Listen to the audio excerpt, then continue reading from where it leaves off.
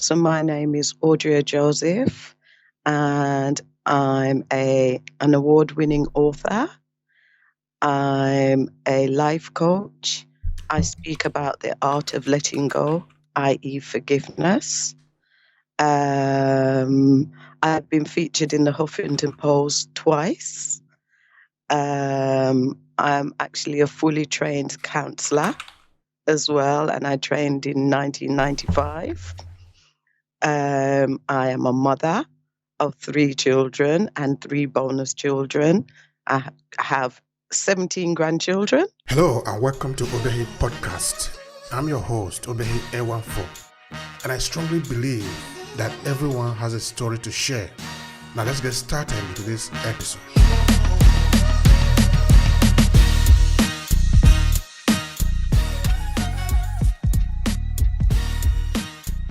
That's lovely. I was born in the UK to Jamaican parents, and I've spent predominantly my whole life in the UK. All right. That's Yeah. interesting, dear Audrey.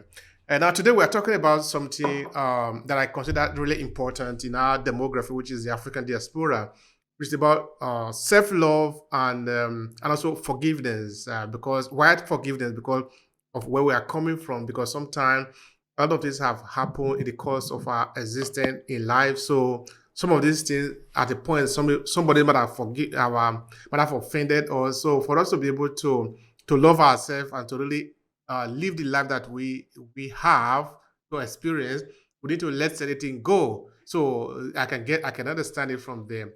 But how did you actually get into this important topic that I consider important for me and also for our demography? Yeah, well, I'm coming from a background of child abuse and being a battered child, beaten and battered, broken ribs, stabbed, at the hands of my mother for over 10 years. And I never ever considered that I would ever forgive anyone of anything, anytime. But I got to the point, I believe in my late 40s, and you get sick and tired of feeling the weight of someone else's situation. I had an absent father, um, just teased and bullied for many various different things. So there was a lot to really release. There was a lot of pent up anger in my life.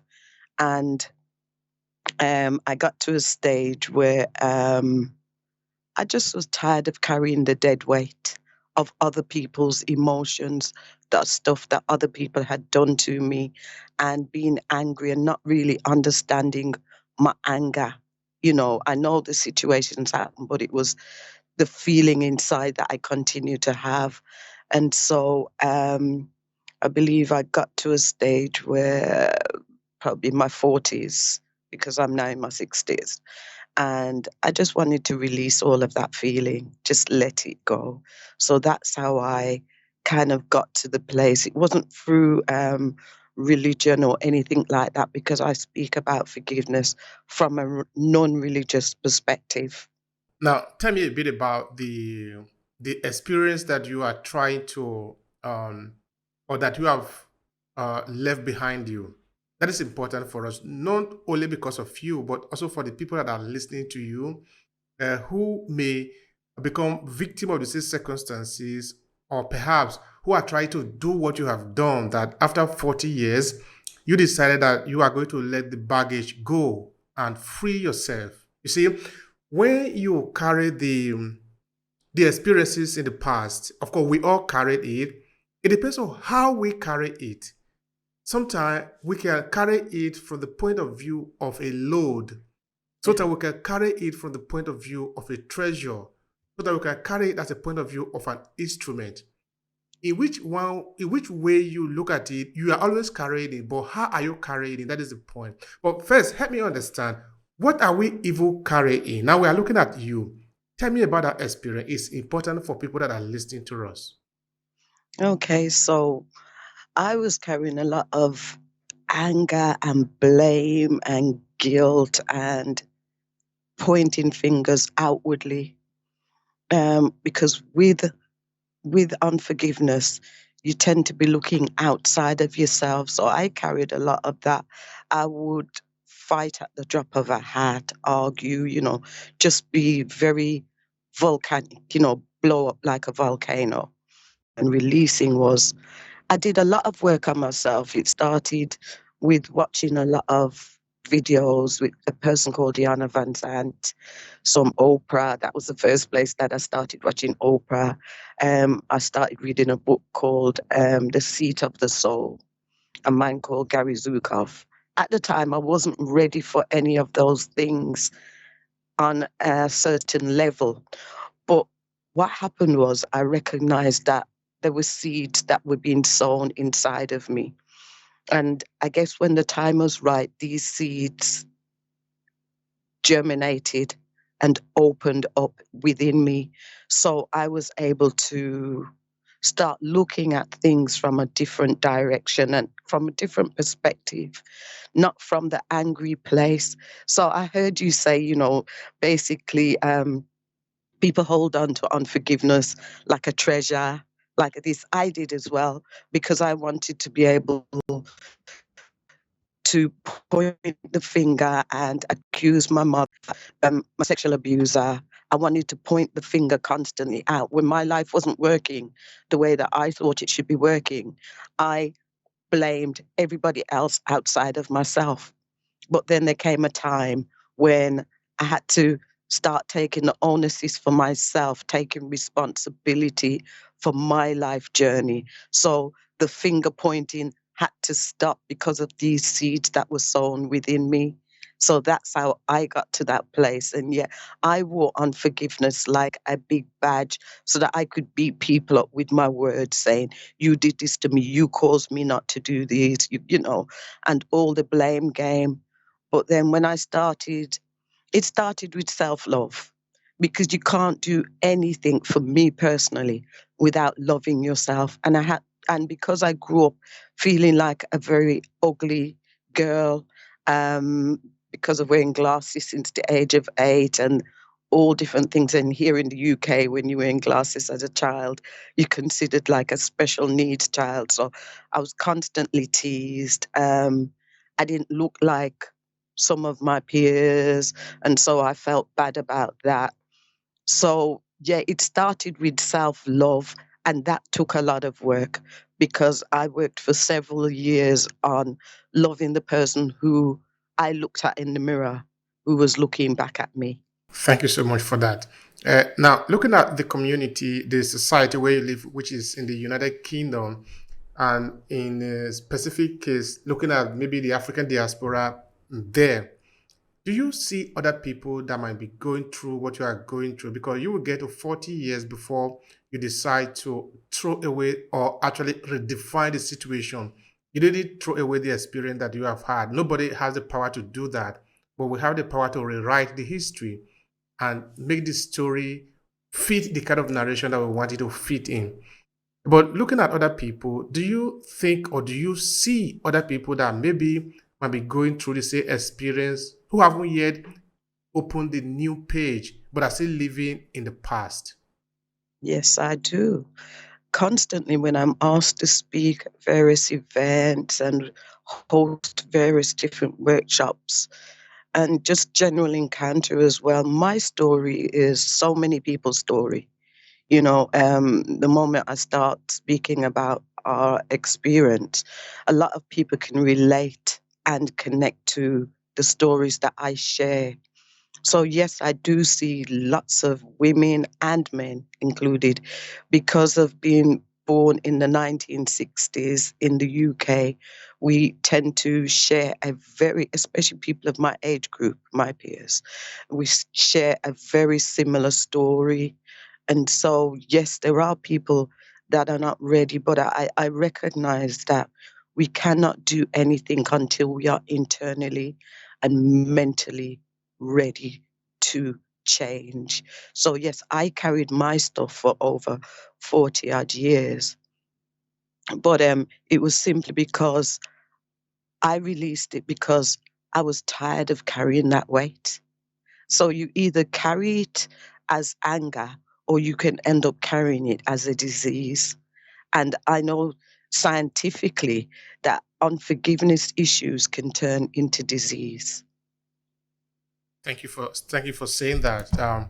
That is important for people to understand. Now, in this podcast, in Obehi Podcast, we pay a lot of attention to story because we believe that it is through storytelling that we are able to connect to our past, and there is no individual who is able to move forward until you first of all understand your past, because that is what build you up. That is where you are having that is the foundation basically of who you are. So you cannot ignore your foundation and move forward. You can't go anywhere. So I don't know if in your work storytelling have anything to do with what you do or how you relate with people. Please share with me. I'm interested in that story. Yeah, storytelling has a lot to do with my journey. I find that I share a lot of my life journey through storytelling. I share that with my grandchildren. I share that with people that I'm speaking to. I recently did a talk for International Women's Day, and I shared a part of my story that I normally don't even speak about. And the women were so engrossed in the story.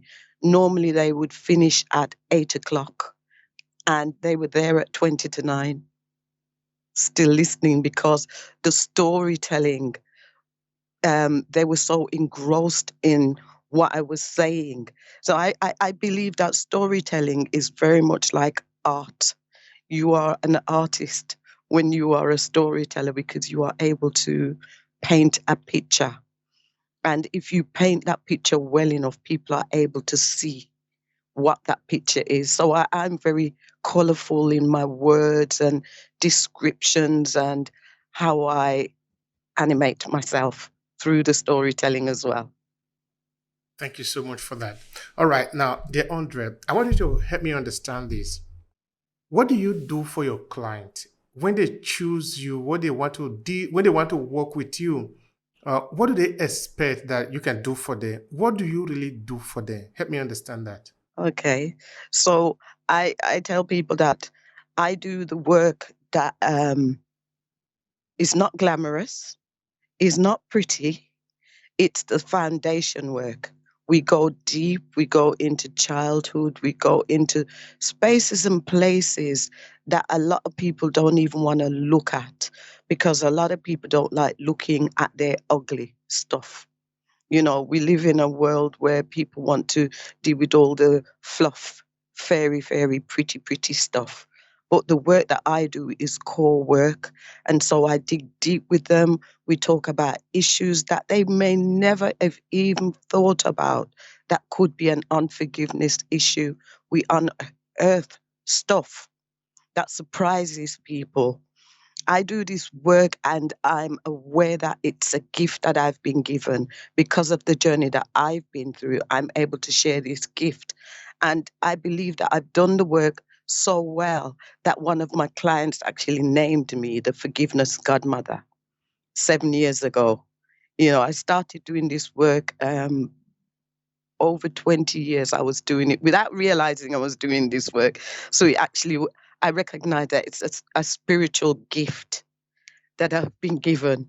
You know, I've been given a task in this world. And so I actually have stepped up to the plate to do it. But yes, it's core, deep foundation work, but it's worthy work because there's no point if you are speaking biblically, there's no point building a house on sand.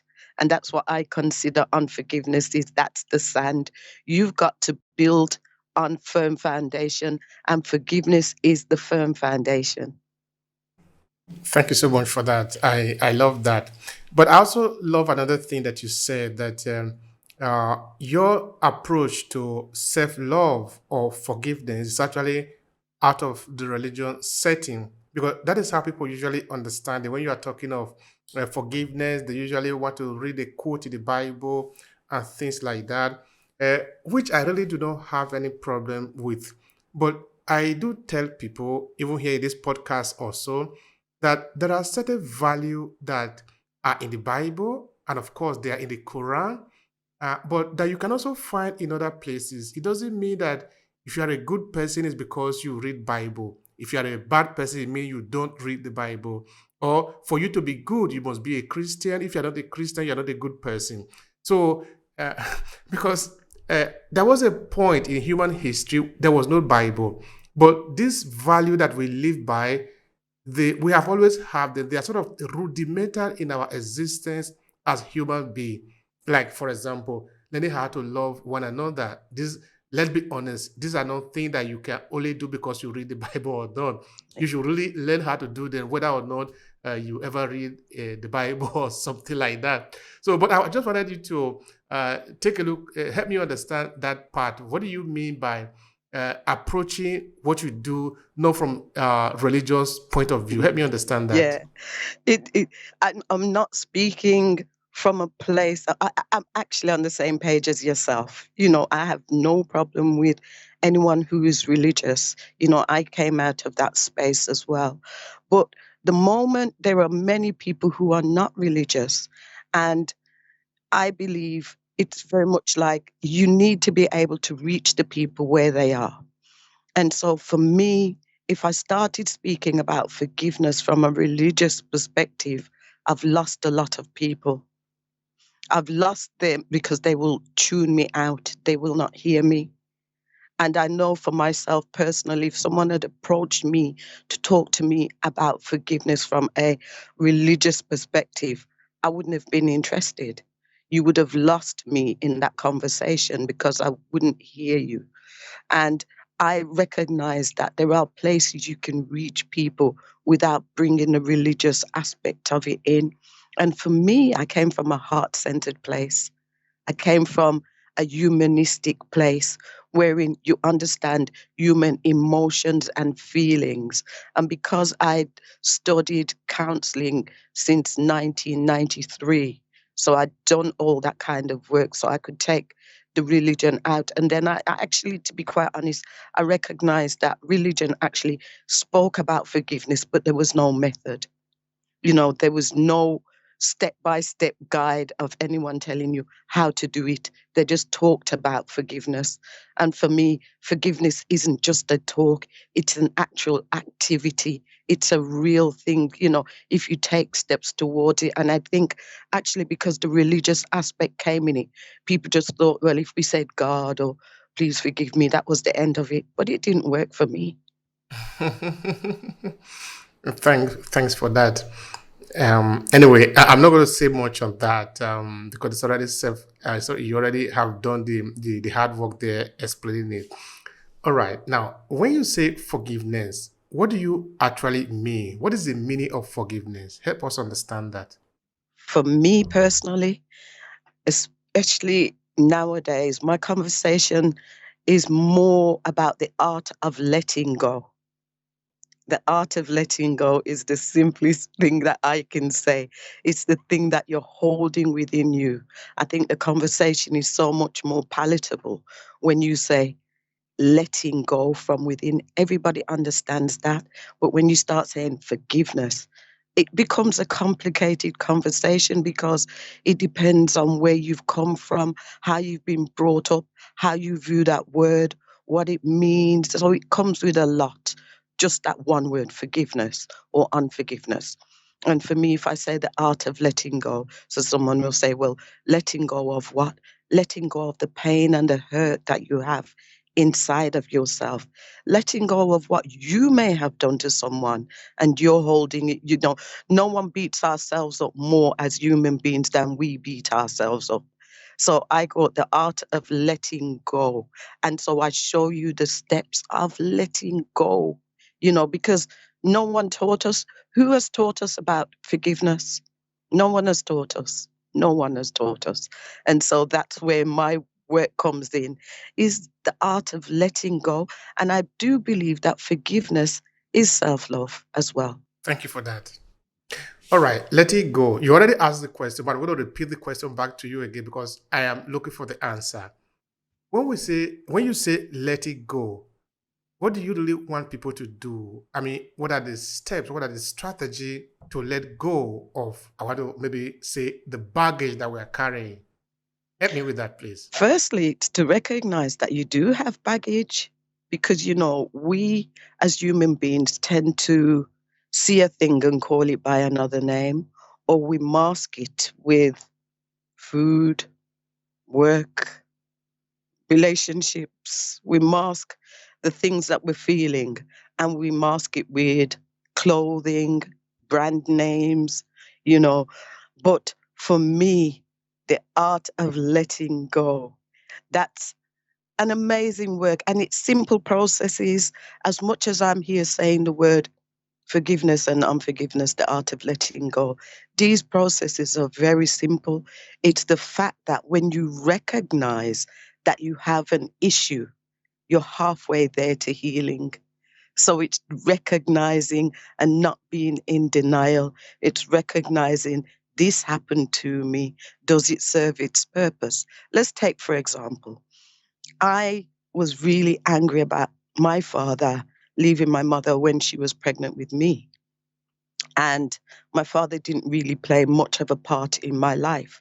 So I was very angry at my father for many, many years, to the point of I had a lot of hate towards him. So, okay, I got to a stage, especially when my father passed away. Now, could I be mad at a dead person? Could I be angry at a dead man? Does it serve purpose? Does it move me forward? Does it help me to be more of who I am? No, I had to release that. I had to let that go, because I thought it's ridiculous you being angry at someone who's no longer in their physical body. Then how do you work with that? Do I walk around with that pain, or do I take it out of my heart?